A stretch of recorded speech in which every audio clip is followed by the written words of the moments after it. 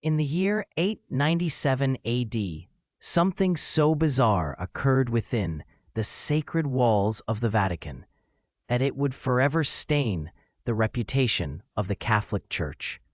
Pope Stephen VI ordered the exhumation of his predecessor's rotting corpse, dressed it in papal robes, and put it on trial for heresy. This macabre spectacle became known as the Cadaver Synod, and what happened next would shock even the most hardened medieval observers. The story begins 9 months earlier, when Pope Formosus died peacefully in his sleep.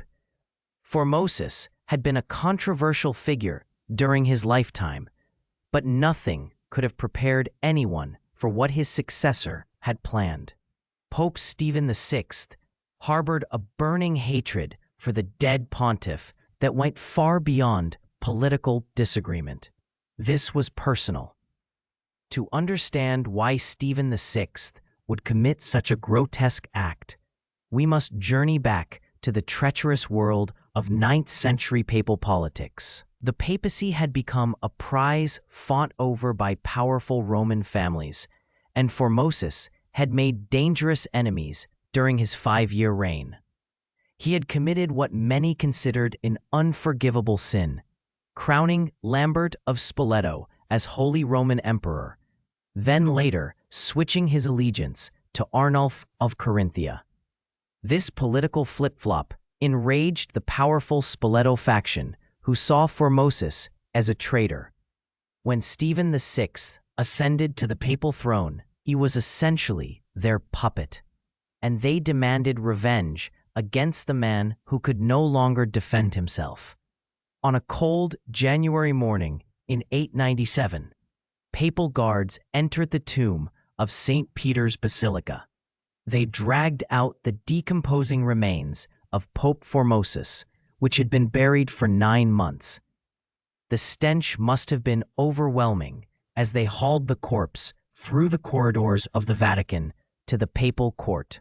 What happened next defied all logic and human decency. The rotting body of Formosus was propped up on a throne, dressed in full papal vestments, and formally charged with multiple crimes. A deacon was appointed to speak for the deceased pope, though historical accounts suggest this unfortunate man remained mostly silent throughout the proceedings.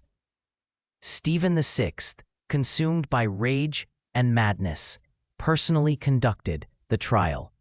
He screamed accusations at the corpse, his voice echoing through the marble halls.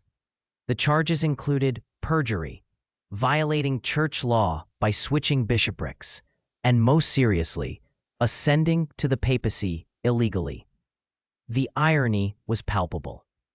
Here was a living pope, likely illegitimate himself, prosecuting a dead one for illegitimacy. The decomposing body of Formosus, naturally, offered no defense. The trial was a foregone conclusion. Stephen VI pronounced his predecessor guilty on all charges and declared that all of Formosus's papal acts were null and void. This meant that every priest ordained by Formosus, every decree he had issued, every decision he had made was retroactively erased from church history. But the humiliation wasn't over. Stephen VI ordered that the 3 fingers used for papal blessings be hacked off the corpse's right hand. The body was then stripped of its papal robes, redressed in beggar's clothes, and dragged through the streets of Rome like a common criminal. The ultimate insult came when the mutilated corpse was thrown into the Tiber River. According to legend, a hermit monk later retrieved the body, recognizing the former pope despite its condition. The monk secretly reburied Formosus, but even in death, the former pontiff would not find peace. The Roman people who had watched this spectacle unfold were horrified. What Stephen VI had intended as a display of power instead revealed him as a madman. The sight of a pope putting a rotting corpse on trial was too much even for medieval sensibilities.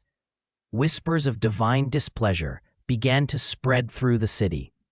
Their fears seemed confirmed when an earthquake struck Rome shortly after the trial, causing significant damage to the papal palace. The superstitious Romans saw this as God's judgment on the sacrilege they had witnessed. Public outrage reached a boiling point, and Stephen VI's support began to crumble. By August of that same year, just months after the Cadaver Synod, Stephen VI was himself imprisoned by his enemies. The wheel of papal politics had turned once again. In a twisted form of poetic justice, Stephen VI was strangled to death in his cell, meeting the same violent end that his obsession with Formosus had set in motion. The aftermath of the Cadaver Synod sent shockwaves throughout medieval Europe. The succeeding Pope, Theodore II, immediately declared the trial invalid and ordered Formosus to be reburied with papal honors. His successor went even further, proclaiming that all of Formosus's papal acts were legitimate and restoring his memory. But the damage to the papacy's reputation was severe and lasting. The Cadaver Synod became a symbol of everything that was wrong with the medieval church. It demonstrated how political hatred could corrupt even the highest religious office, and showed the world that the papacy had descended into madness. Modern historians debate what truly drove Stephen VI to such extremes. Some argue it was pure political calculation, a dramatic gesture to appease his powerful backers. Others believe he suffered from genuine mental illness, perhaps driven mad by the pressures of papal politics. The truth likely lies somewhere between political theater and psychological breakdown. The Cadaver Synod stands as one of history's most bizarre legal proceedings, a moment when the line between the sacred and the profane was not just crossed, but obliterated entirely. It reminds us that even in the highest halls of power, human nature's darkest impulses can create spectacles so absurd they seem almost impossible to believe. Yet the records exist, carved in stone and parchment, proving that on that cold January day in 897, the impossible became reality, and a pope truly did put a corpse on trial.